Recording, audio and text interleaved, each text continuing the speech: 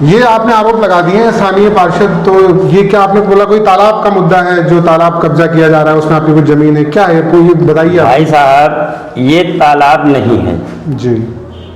ये खसरा नंबर 630-31 की भूमि है, जिसमें कि और भी भूमधरी नंबर इससे मिले हुए हैं जी, जिसको कि पार्षद महोदय खसरा नंबर 608 और 614 बताकर इस पर अवैध रूप से कब्जा कर रहे हैं और सरकारी पैसे का दुरुपयोग कर रहे हैं।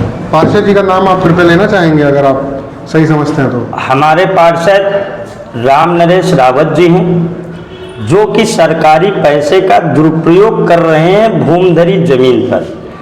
जब किसी सरकारी पैसे को कहीं लगाया जाता है तो पहले सक्षम अधिकारियों द्वारा उसकी जांच कराई जाती है जी। उस जमीन को चिन्हित किया जाता है, चिन्हित करने के बाद ही कोई निर्माण कार्य किया जाता है। इस प्रकरण में मैं नगर आयुक्त महोदय को कम से कम 6 एप्लीकेशन दे चुका हूं, जिनकी कि मेरे पास रिसीविंग है जी। और IGRS 3 बार हो चुका है। एक IGRS कल भी हुआ है, एक परसों भी हुआ। मैंने जिला अधिकारी महोदय को भी संज्ञान में दिया। जिला अधिकारी महोदय को, उप जिला अधिकारी महोदय को, मंडला आयुक्त मंडल लखनऊ को, पुलिस आयुक्त और पुलिस उपायुक्त महोदय जी को, सबको मैंने अवगत कराया, लेकिन मेरी कहीं बात नहीं सुनी गई। हाँ, मैं SDM साहब को बहुत बहुत धन्यवाद देता हूँ। अंकित शुक्ला जी ने मेरी बात को सुना और समझा। यहाँ पर इलेक्ट्रॉनिक पैमाइश ETS के द्वारा की गई, जो कि लेखपाल नगर निगम जी। और लेखपाल राजस्व जी। दोनों लोगों ने स्थलीय निरीक्षण किया। स्थलीय जांच करने के बाद ETS की रिपोर्ट हुई, उसमें से मेरी जमीन निकली और तालाब इससे लगभग 40 मीटर की दूरी पर है। जहां ये निर्माण कर रहे हैं यहां से लगभग 40 मीटर की दूरी पर तालाब है। पहली चीज तो जब मैं कार्य को रोक रहा हूं, सरकारी पैसे का नुकसान कर रहे हैं, तो इन्हें कार्य को रोक कर जांच करा लेनी चाहिए। यदि मैं गलत भी होता, मैं आरोप लगाता, तब भी इन्हें कार्य को रोक कर एक बार जांच करानी चाहिए थी कि हो सकता है कि यह व्यक्ति सही कह रहा हो। लेकिन मैं एकदम 100% सर्टिफाइड हूँ, मेरे पास रिपोर्ट है, तहसील और नगर निगम ने रिपोर्ट दी है। जो आप तालाब बता रहे हैं 608 614 नंबर, ये तो इनको कैसे जानकारी हुई? तालाब जो पेपरों में तो तालाब दर्ज है, लेकिन ये कैसे, इसकी पैमाइश क्या किसी सक्षम अधिकारी नगर निगम के तहसीलदार या किसी SDM से या किसके माध्यम से इसकी पैमाइश की गई या सीमांकन किसके माध्यम से किया गया, इनको पता लगा तालाब यहीं पे है? 1 साल पहले, 1.5 साल पहले इन लोगों ने दबाव बनाया था। आदेश शुक्ला लेखपाल थे यहाँ और नीरज कटियार नगर निगम के नायब तहसीलदार थे। पार्षद राम नरेश रावत जी ने, ललिता गिरी जी ने इन दोनों लोगों पर दबाव बनाया और भ्रमित करने वाली रिपोर्ट बनाई, जिसमें कि व्यक्तिगत दुश्मनी के नाते राम नरेश ने अपनी पूरी ताकत लगाई और ललिता गिरी जी ने जातीय दुश्मनी निकाली मुझसे। ललिता गिरी जी, आदेश शुक्ला और नीरज कटियार ने मुझसे जातीय दुश्मनी निकाली और मेरा मकान गिरा दिया, भ्रमित तरीके से रिपोर्ट लगा दी। मैं एक पीड़ित हूँ। जब मुझे समस्या ज़्यादा हुई तो मैंने एक लेखपाल के पास 1.5 साल कोचिंग किया रेवेन्यू की कोचिंग करने के बाद जब मैं तैयार हुआ तो मैंने अपनी ज़मीन के विषय में जाना, देखा, मुझे पता चला कि हाँ, मैं गलत जगह पे नहीं हूँ। तब मैंने तहसील में कई जगह मैंने पत्र के द्वारा सूचना दी, IGRS के माध्यम से, तब जाके मेरी जांच हुई, इसकी ETS रिपोर्ट आई, तब मैं निर्दोष साबित हुआ। 608 से 14 नंबर, क्या क्षेत्रफल लगभग कितना होगा? क्या जमीन मौके पे मौजूद है? भैया जी मौके पे जमीन मौजूद नहीं है। जहाँ भ्रष्टाचारी कर्मचारी होंगे और भ्रष्टाचारी नेता होगा तो जमीन बिक जाएगी। नहीं तो 608-14 जो तालाब है तो क्या नगर निगम के तहसीलदार ने या एसडीएम सवी नगर ने क्या इसकी पैमाइश कराई कि मौके पे जमीन उपलब्ध है कि नहीं है? भाई साहब इसकी पैमाइश मुझे जो करानी मैंने करा ली। अब ये जिम्मेदारी क्षेत्रीय पार्षद की बनती है, क्योंकि क्षेत्रीय पार्षद 10 लाख रुपए को बर्बाद कर रहा है। ये एक भ्रष्टाचार है। ये जनता का पैसा है, ये पार्षद का पैसा नहीं है, ये पैसा सरकार का नहीं है। सरकार को पैसा जनता देती है, सरकार पैसा कहाँ से लाती है भाई साहब?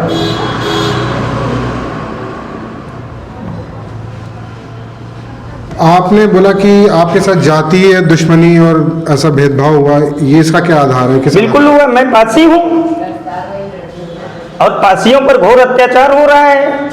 कहीं किसी की जमीन ले ली जा रही है तो कहीं कोई मार दिया जा रहा है तो कहीं किसी को पेशाब पिलाया जा रहा है। नहीं तो पार्षद भी उसी जाति से आते हैं, तो आप ये पार्षद जी को हम नहीं कह सकते पार्षद जी किस जाति से आते हैं। नहीं, वो भी राम नरेश रावत ही। नहीं, रावत तो लिखते हैं, मैं भी जानता हूँ लिखते हैं। टाइटल से क्या होता है? मैंने उनकी कोई जांच नहीं की कि वो रावत हैं या कौन से बिरादर हैं। लिखते हैं, मैं जानता हूँ। क्या इसके पहले भी जमीनों के कारोबार में, ये मतलब सरकारी जमीनों के कारोबार में लिप्त रहे हैं क्या कभी? क्या पहले कोई आरोप लगे हैं जमीन की? पार्षद जी पार्षद जी जमीन का काम ही करते हैं। वहाँ मौसी में 58 नंबर, एक खसरा नंबर 58 है, उसमें से बहुत बड़ा गमन है, जिसका कि आज तक तहसील ने और नगर निगम की टीम ने इन पर कोई कार्रवाई नहीं की। बाकी इनके साथी जेल जा चुके हैं। क्या आपने शिकायत की इसकी? भैया हम शिकायत करने वाले कौन होते हैं? हमें तो वैसे जान माल का खतरा है, पता नहीं किस दिन मरवा दें। कल शाम की बात है, यहीं हमारी ही जमीन में कार्यालय बना है, हमारी ही जमीन में बैठते हैं और 8-10 लोग बैठे थे। उनसे इनकी सलाह हो रही थी कि कल जो है सुरेंद्र रावत जैसे घर से निकले इसको मारने लगो। क्या पुलिस को आपने सूचना दी कि इस तरह से आपके ऊपर? पुलिस को सूचना दी, मैंने एप्लीकेशन दिया, लेकिन कल इंस्पेक्टर महोदय आए। जो ये प्रजापति जी तो थे नहीं, मिश्रा जी थे, वो कल आए, वो गोल मटोल करके चले गए। उन्होंने कार्य को भी नहीं रोका, जबकि पुलिस की जिम्मेदारी बनती है जी बिल्कुल कानून व्यवस्था बनाए रखना। जब तक तहसील और नगर निगम उसकी जांच न कर दे, वो कार्य को रोका जाता है। तो क्या आपको ऐसा लग रहा है कि तहसील प्रशासन और पुलिस प्रशासन आपकी मदद करने से बच रहा है या गुमराह कर रहा है? भैया तहसील प्रशासन ने रिपोर्ट लगाई, नगर निगम ने भी रिपोर्ट लगाई, लेकिन सामने आने से पार्षद को बहुत डरता है। लेखपाल और राजस्व और नगर निगम दोनों बहुत डरते हैं भैया। रिपोर्ट में क्या लगा, आपको जानकारी है इसकी? हाँ भैया बिल्कुल जानकारी है, ये आप देख लीजिए। ये हमारे पास दोनों नक्शे मौजूद हैं, ETS की रिपोर्ट है। इस रिपोर्ट में कोई बेईमानी नहीं होती है। ये लेखपाल राजेश तिवारी जी उनकी रिपोर्ट है ना ये? जी लेखपाल राजेश तिवारी जी हैं। RI का भी साइन है इसमें। हाँ ये RI था, ठीक है। और भी रिपोर्टें हैं मेरे पास, जिसमें कि तहसीलदार साहब का भी पूरा साइन मोहर है। तो तहसीलदार कोई ऐसे गलत तो साइन कर नहीं देता है। जैसा कि दिख रहा है आपने कागज बहुत सारे तैयार करके रखे हैं जी, और ये लड़ाई काफी लंबे समय से आप शायद लड़ रहे हैं। भैया जी लड़ाई इस लंबे समय से क्या, जब इन लोगों ने मेरा मकान गिरा दिया तब से मैं इस पर एक्टिव हुआ।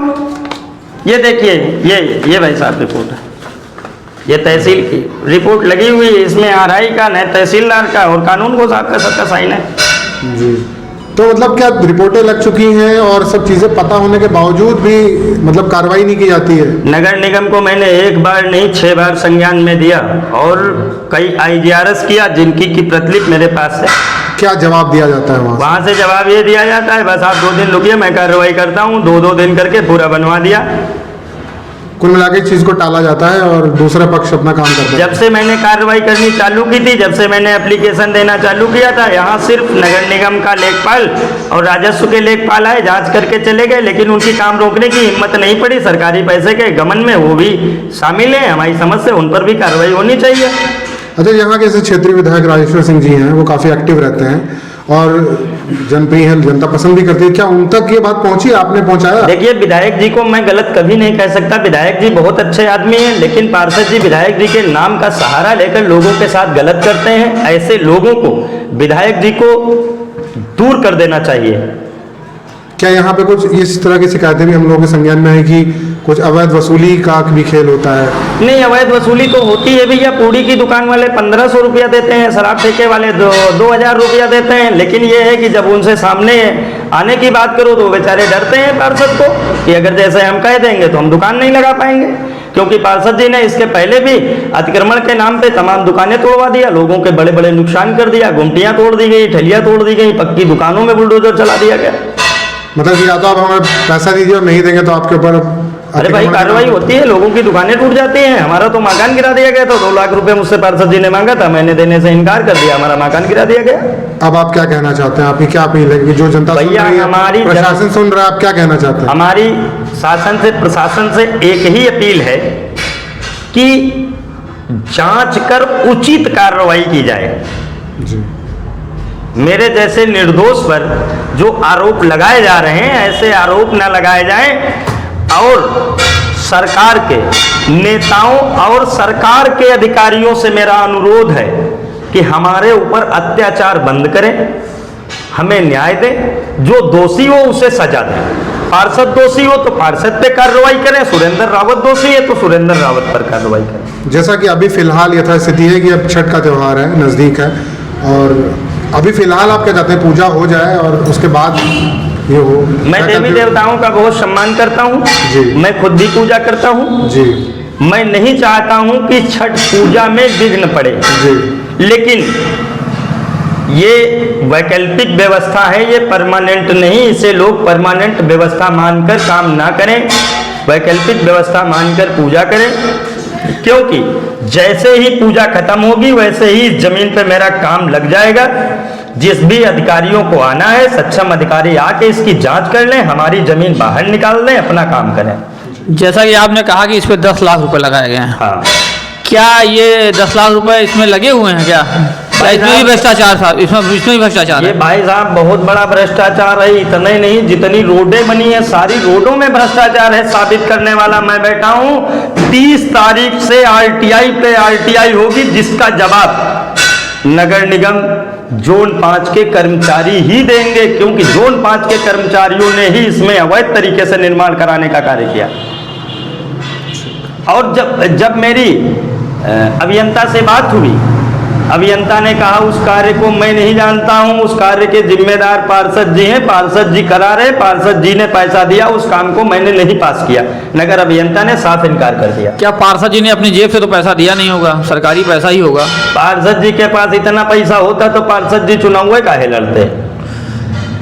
तो वही कहना, पार्षद जी जो है कहीं से पैसा लाए होंगे, चाहे विधायक निधि से लाए होंगे या अगर अपनी निधि से लाए होंगे तो नगर निगम अधिकारी को पता होगा ना। हम ये कुछ नहीं जानते, ये पैसा जनता का है, जनता का पैसा सरकार के पास जाता है, सरकार उसका दुरुपयोग किस तरीके से करती है, ऐसे लोगों को पैसा देना एक अपराध के बराबर है। ऐसे लोग भ्रष्टाचार, ऐसे भ्रष्ट करप्ट लोगों को तुरंत पार्टी को बाहर करना चाहिए।